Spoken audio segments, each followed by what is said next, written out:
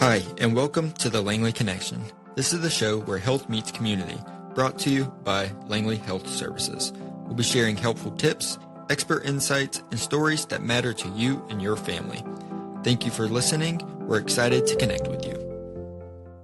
Welcome to the Langley Connection. My name is Brody, and I'm your host. And joining us today, we have our team from the UCF HealthArch team, and we've got Juan and Jordan joining us. So thank you for having us. Thank you for having us. Thank you for having us. So let's first start talking about UCF HealthArch. We obviously partner with you for various cancer screenings, and we just had the meetings today. So tell us what UCF HealthArch is. Sure. I'll take that. UCF HealthArch is a division of the UCF College of Medicine. We were founded in 2014 under the High-Tech Era grants as part of the initiative to adopt and implement electronic health record systems. From there, we have modified or morphed into a kind of a full-service consultant business, really focused on healthcare transformation. For those who want to understand what the ARCH and HealthArch stands for, it stands for Advancing Resources for Changing Healthcare. Fairly summarizes the work we do. Mm-hmm. We work with health systems such as Langley throughout the state to adopt practice transformation initiatives, whether it's quality improvement, whether it's workflow screening, whether it's using data analytics or electronic health records to comply with the ever-changing environment of healthcare as it stands. Absolutely. So, one of the things that we really partner with y'all in is the screenings. So what would you say, why is it so important that UCF HealthArch and organizations like Langley partner to increase those screenings or to make sure that we're providing the best care for our community? I'll take that. So yes, we've been working with you all with colorectal cancer screening, and really the biggest message is that colorectal cancer takes a toll not only in the families but in us as a society. Mm-hmm. So colorectal cancer, the cost per family is about $180,000. Wow. In 2023, there was about 53,000 deaths here in the United States due to colorectal cancer. Wow. And if we all can reach 80%, which is our goal, mm-hmm. We can reduce that by 30%. So we're talking about 15,000 lives with just a screening test. That's huge. So that is huge. And colorectal cancer is one of the cancers where we have the solution to prevent it. I mean, we literally can take that down to zero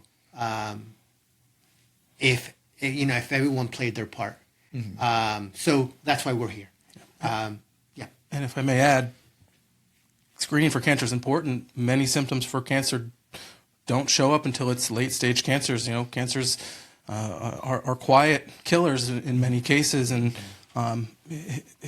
Langley and organizations like you do many great things to help their patients be screened, but there's a lot of opportunity to engage patients outside of the clinical encounter and provide additional resources for them to become screened, and the work we do really focuses on providing the tools and the resources to accomplish those goals.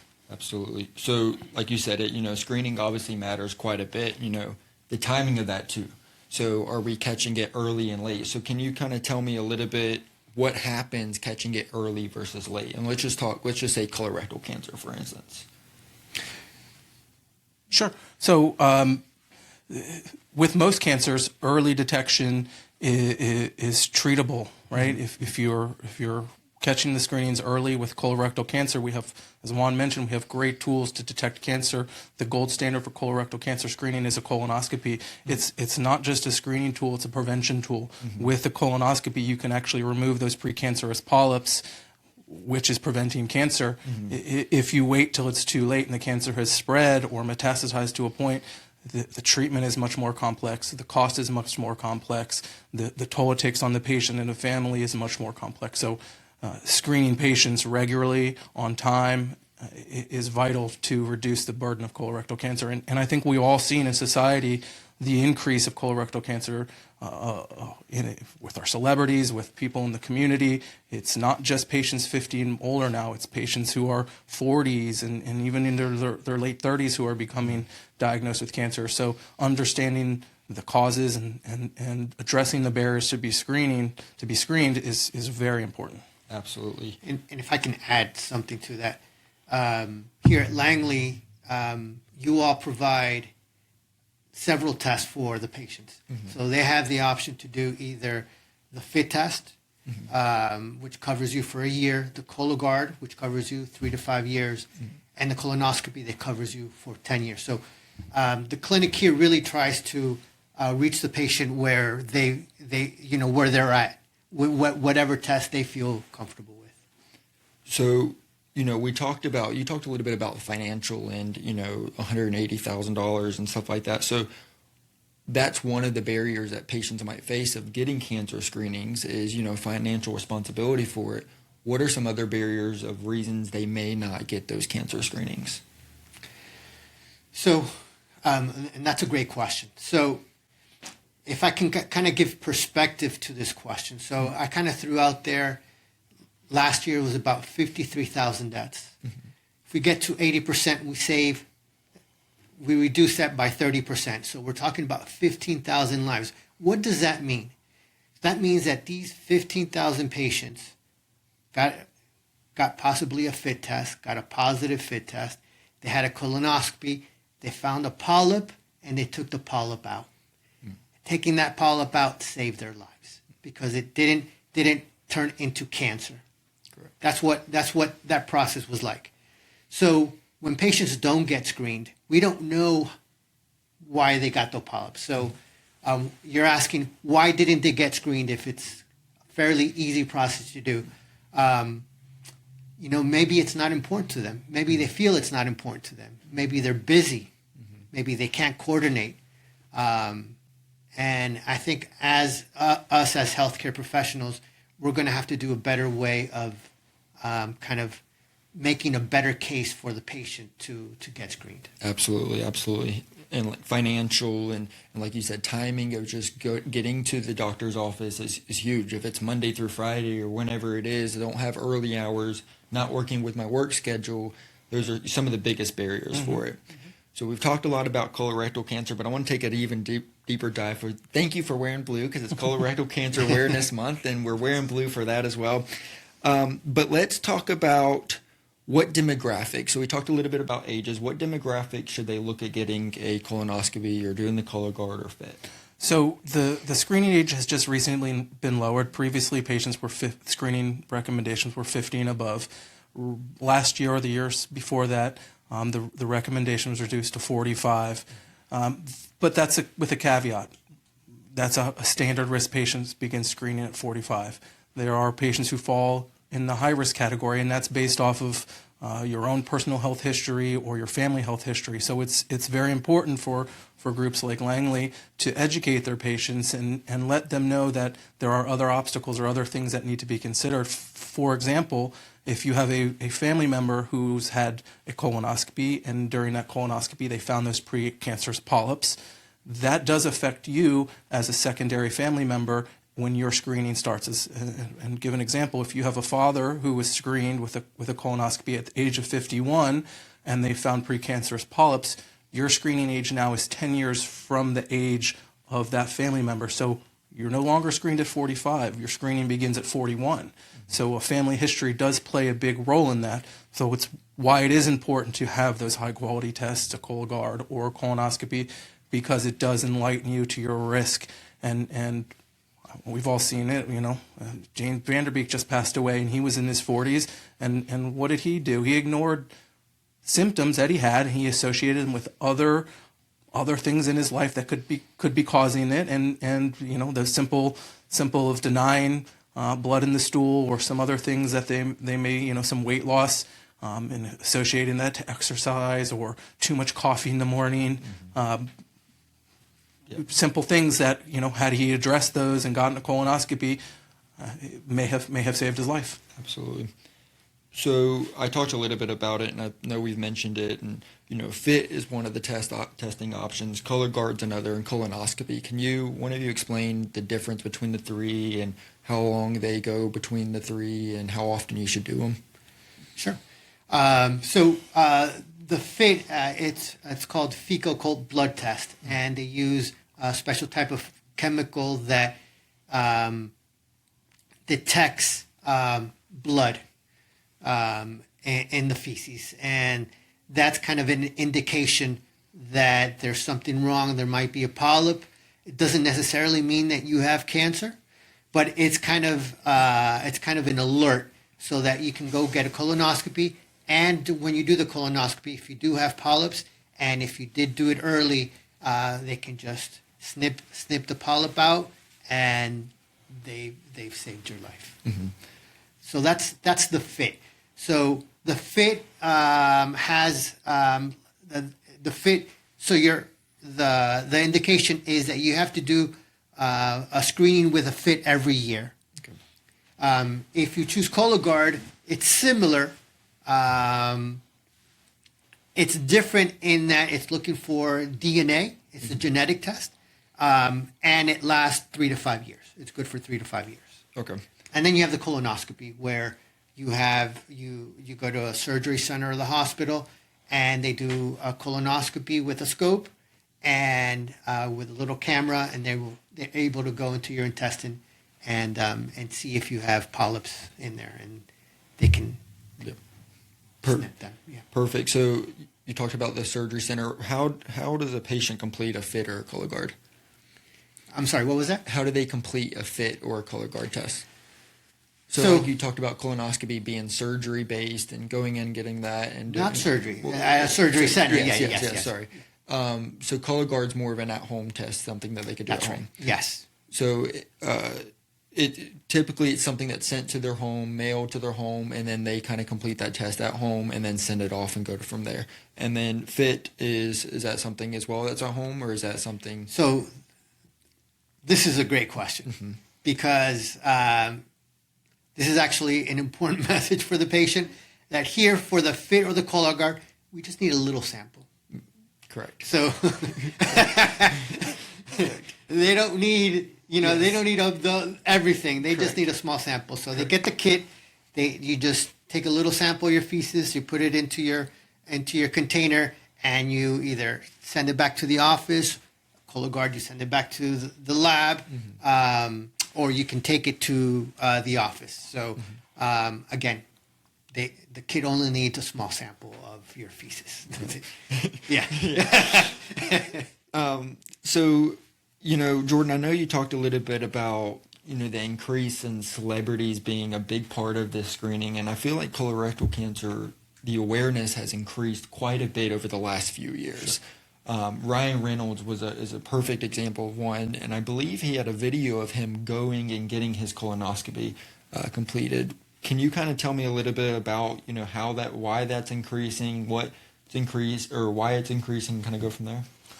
Well, I think the message that celebrities can convey to the population at large is, one, it reduces the fear and anxiety of screening. Two, it humanizes the fact that this is something that can affect anybody and everybody.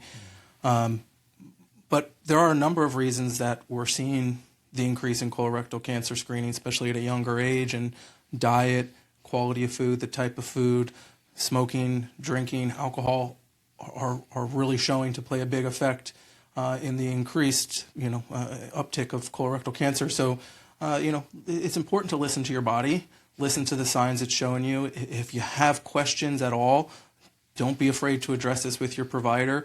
Get a FIT test, get a Cologuard test. As Juan mentioned, they're very easy tests. You do them in the privacy of your own home. You don't need to come to a doctor's office to have a provider perform the test. And if you're insured, get the colonoscopy done. It's not the most enjoyable thing, but it is a 10-year window. You don't have to do it again for 10 years. It gives you exactly what's going on inside, and it's not just screening, it's prevention. It's one of the few cancer screenings that we have that is actually preventing cancer at the same time. So use those tools that you have at your resources. Listen to your providers. Take their recommendations. If they give you an order for screening, complete the screening. Lean on Langley and your providers to identify resources in the community that may be available: transportation, cost reduction resources, insurance navigators, and utilize those so you can be screened. No, completely agree with that as well. So I want to kind of shift to a different, something that we also worked on is breast and cervical cancer. But let's talk a little bit about breast cancer and the screening rates for that. So one, if you can kind of tell us a little bit about the demographics that should consider getting a screening, a mammography or anything like that. The demographics, you're going to have to help me with that Sure, one. sure. Jordan. So breast cancer screening is any woman above the age 40 or older should be screened. That depends on your healthcare provider on whether that's an annual or biannual test. I, from my experience, would lean to it being an annual test. And depending on your risk categories, it may not just be a simple mammogram. You may need to have a different type of mammogram. If you have, dense breasts, you may need to have additional tests that are completed. But there are resources throughout the state of Florida to help you get that screening. There's the Florida Breast and Cervical Early Detection Program that helps women who are underinsured receive that screening, complete that continuum of screening. But it's one of those, again, 40 years and older, listen to your body. It is also just like other cancers. It's silent, it's quiet. Many people have the myth that if there's no lump, there's no cancer. That is absolutely not true. They also have the myth that family history is the driver of breast cancer, when in reality, most women diagnosed with breast cancer do not have a family history of breast cancer. And then they're also fearful of the test. It's an imaging test, so they're fearful of the radiation. It's very little radiation. It's well below the acceptable low rate of radiation that you can receive. So, it's overcoming those fears. It's educating the patients. It's sharing with your family and your friends the importance of being screened. If you were screened, make sure your family and your friends understand why they should be screened, right? It's not the science that's important. It's the message of here's what happens if you don't get screened. Right. And that's what my job, my role, Langley's role is making sure patients understand why you should be screened. And if you don't, here's what happens. Women who get screened for breast cancer later are significantly more higher, almost 60% higher, to be diagnosed with a late-stage breast cancer screening versus an early-stage cancer. That's with a 10-year window. So if you wait from 40 to 50, 50 to 60, your chances of being diagnosed with a late-stage cancer increase dramatically every 10 years. So get screened early and get screened regularly. Absolutely. So one of the things that I want to talk about, too, with that is, yes, you go to an imaging center, but one of the new things that we're doing at Langley is we also partner with MammoLink Bus that can come out and do that. So you go to your primary care provider and you see that you see your provider, and then you can go out and get that. Or even if you don't have an appointment scheduled, go out there and see it. So we're trying to really increase that at all of our offices, offer our patients that, and it's been a huge help to kind of help our patients and get those screenings. And one of the big things we do too is October's Breast Cancer Awareness Month. So we try to partner with many people as we can with that too. But I know a lot of imaging services, because they want to close the care gap as well, they offer discounted rates or whatever it is to make sure patients get those screenings and get them done, accurately and soon. So the next one I want to kind of really talk a little bit more about is a cervical cancer. So if y'all could kind of explain the demographics as well as with that and when they should get screened. Sure. So cervical cancer screening is, it's got a couple different screening windows. Screening begins at age 21. Depending on your age, depends on the type of test you can have. From 21 to 29, you can have your traditional Pap test, but technology has changed and we have some new types of testing out there. So beginning at the age of 30, you can have an HPV test or Pap test, but you can also have what's called co-testing, which is a combination of both. And that is the test that I would recommend for women age of 30 because it of course reduces the burden of having to be screened multiple times. It is a higher quality test. It looks for both Pap tests. What Pap test would look at also looks at the strains for HPV. HPV being a large driver of cervical cancer. It's also important to get your HPV vaccine because that does prevent it. If you have children, make sure they're vaccinated for HPV. That starts at age 11 and then 13. So that's vital. Something new that's beginning to roll out in the state of Florida as well is a self-test for Pap testing. It's actually a co-test as well. It's an HPV test. And this will greatly, in my opinion, greatly increase the the number of women screened. When you look across the data, across the state of Florida, breast cancer is screened at a much higher rate than cervical cancer is screened. Frankly, cervical cancer is more invasive in terms of the screening. People don't like women don't like to go through that. So having the option of a self-sampling test, the test isn't like a FIT test or a Cologuard test where you can take it home and do it, but it is something that can be done in clinic, in the privacy of the room. It doesn't require a clinician, and it's a simple swab that is completed, inserted into the tube, and it's shipped off to the lab to be completed. So I think there's a lot of opportunity as we move forward and as technology continues to advance to really address the addition of or the importance of being screened for cervical cancer. Absolutely. So you talked about screening options, but one of the months that I want to add for cervical cancer is January as well. January. So for colorectal, we of course have the March, and we're wearing blue for that. October is pink, and then you're representing awareness for that. And then January, I believe it's teal. Is that correct? I think it's teal. Teal. Yep. But yeah, is there anything you want to add, Juan? No, I mean, if the only thing that comes to mind that I wanted to mention about breast cancer is that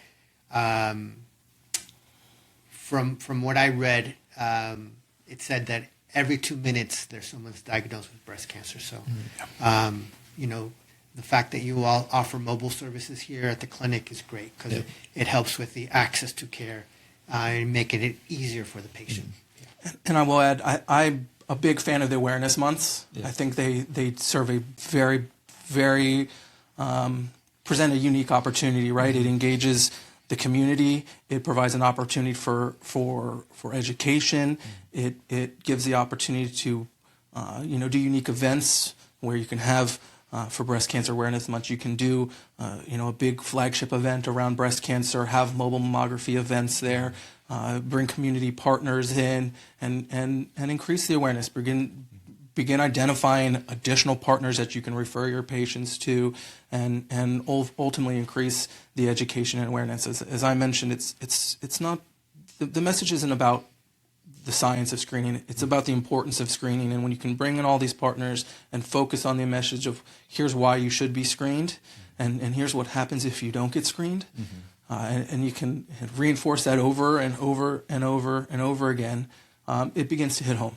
I agree because, I'm a huge believer in those awareness months. And, I have a family member who was diagnosed with breast cancer, and I'm huge about wearing pink, and then just made me think more now that I work here on colorectal and making sure I'm wearing my blue and bringing awareness to that. It's huge. Yes. Whether you have a family member that was affected by it or not, just bringing awareness Absolutely. to it. So I think the biggest thing from this is, one, establish with the primary care provider if you don't have one, right? Yes. Go ahead and get that. And even if it doesn't matter your age, I mean, you could be as young. Obviously, we have pediatricians for the young kids. And then also, if you're an adult, 18, it doesn't matter.